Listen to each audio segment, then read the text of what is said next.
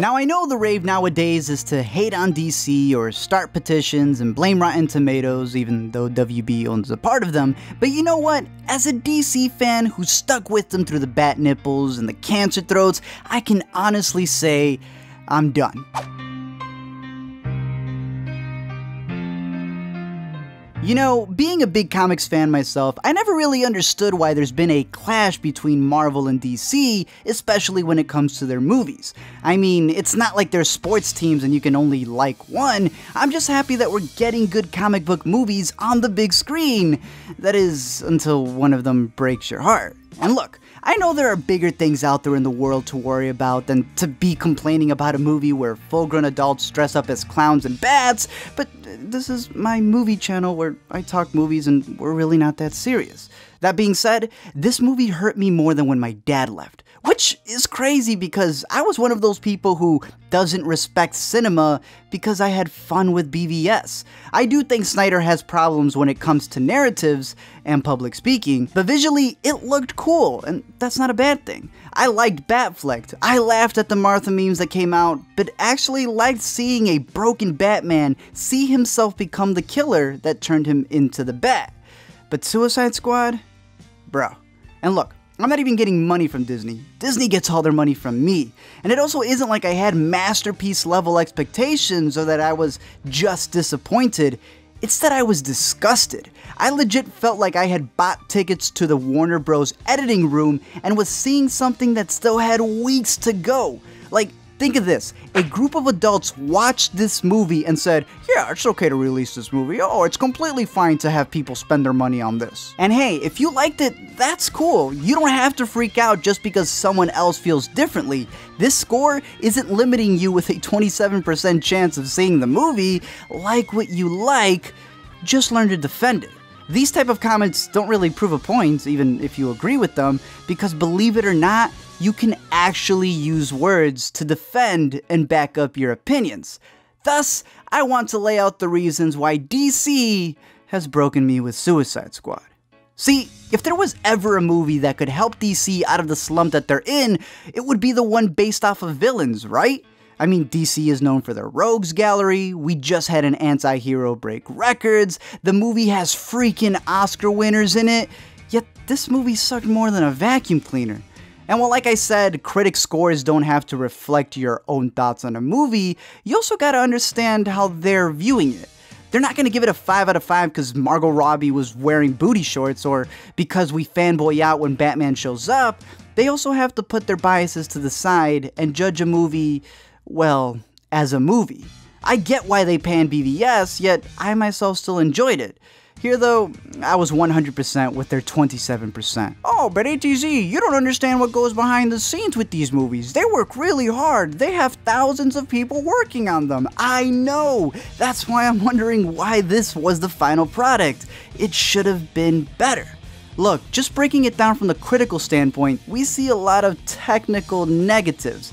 For example, how are you going to have the tone switch all over the place? From it being sort of a noir film, to then an acid trip rap video, to a mini Kill Bill movie, to a movie dealing with archaeology, to a Escape from New York. Like, there's so many tones, it just doesn't make sense.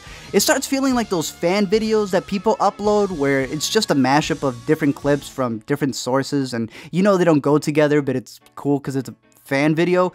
Well, this is actually a real movie. And I think that if all of these things were separate and built up upon, they would have worked. Instead, they just mashed them all together. For example, the music. I like all the songs, most of you like all the songs, and they're fine to listen to, just not when they cram all 20 gigabytes of music into the movie.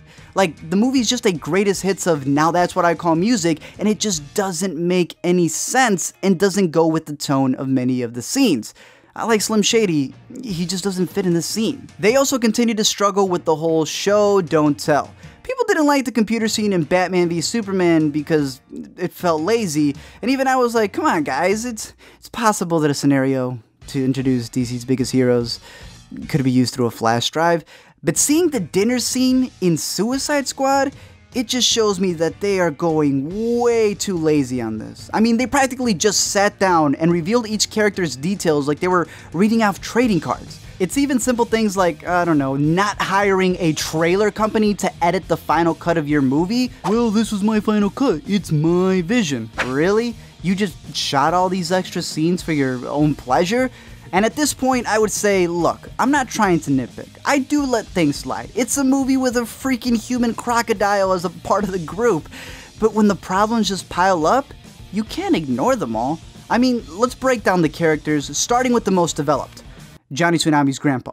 There was also Harley Quinn, who I think as a character is a lot better when she's animated, because then you just get a full-grown woman acting like an 8-year-old.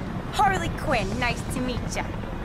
Love your perfume. What is that? The scent of death? And I love Margot Robbie, but one flash of her falling for the Joker and the accent that comes and goes and booty shorts aren't enough. Is this really all some people need to love her acting? I've had pancakes at IHOP that stack higher.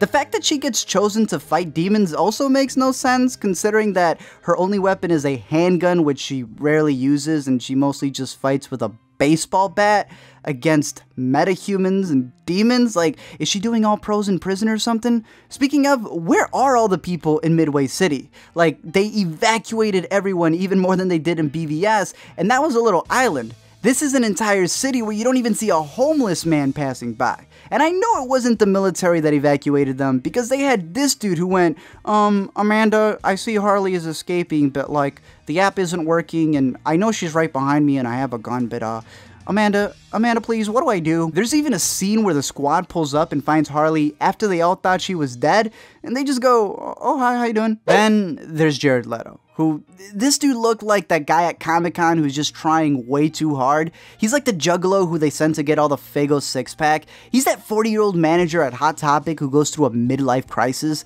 The dude looked like Nosferatu at a rave. The dude looked like a prop in a rap Oh, he was. And we all know Leto is a great actor. He just didn't have to go through all of that stuff. I mean, why is he at the club bumping with Skrillex and Rakishi? Why does he smile like a daddy's little rich boy after trying shrooms for the first time?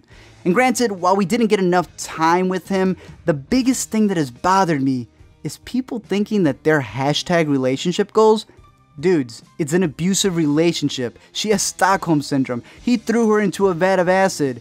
You guys need to rethink your lives. What makes me laugh even more with that is the fact that they have like two cuts where one he is abusive and the other he isn't. That's why he tries to save Red Ace Chemicals but doesn't care why she can't swim. Or there was even the editor coming out and saying, yeah, that one shot where he throws her off and then he like reacts, well, that was from like another scene and we just cut it that way. Captain Boomerang. I actually like Jai Courtney in this movie, even though you don't really need a guy with boomerangs to fight demons. But what I didn't like about his character, or what they did with him, is that he had one of the best jokes of the movie when they're at the bar and Rick Flag goes, you're all set to go. He dips out, which was hysterical, but then he just like appears in the next scene and it's like, you just ruined the joke. Diablo. Pretty much they just treated him like the Hulk, which is completely fine. Build up his powers and then have him be the guy who pulls through at the end. I just don't get why he went all Vin Diesel, calling a bunch of people his family when he didn't know them at all.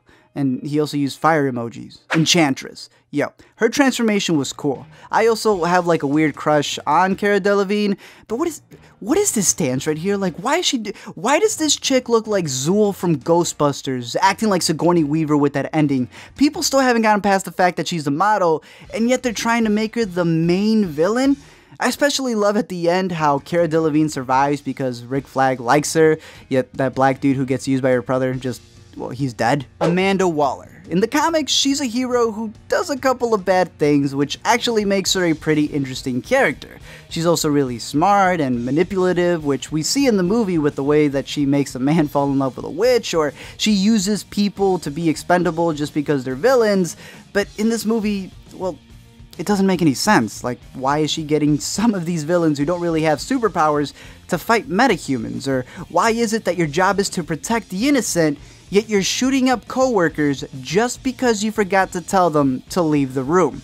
At that point, you yourself are just a straight up villain. You're literally killing more people than the main villain. I also didn't get why she was making a group if there wasn't a threat just yet, or more so why she focused on everyone else when she had a witch who literally went and stole plans from another country in a matter of seconds. Like, I don't know, you could have been smarter than that. Overall, I just don't know what DC can do next. Sure, there have been a lot of requests and ideas, but if these things keep making money, they'll just avoid all that and keep going. But something's gotta give at a certain point. I really want them to be successful, and even more than just superhero films, I want them to be good films.